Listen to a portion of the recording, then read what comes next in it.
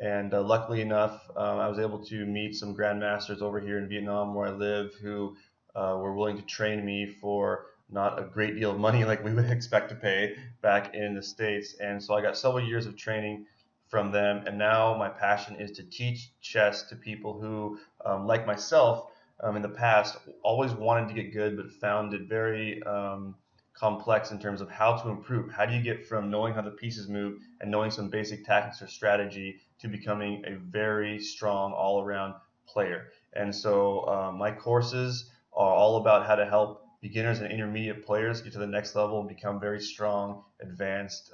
We call them club players, right? Amateur players that can beat other strong chess players. And so a big part of becoming a good chess player is knowing the openings well. And so this course is all about learning how to play the Nimzo-Indian Defense. It's an opening for black as a reply to white's first move, playing their pawn to d4. And it's a very dynamic, very, very solid opening that can be used by all style of players. As we'll learn in the course, there are variations where you can steer the game towards a very chaotic, hectic, sort of attacking game that's very exciting.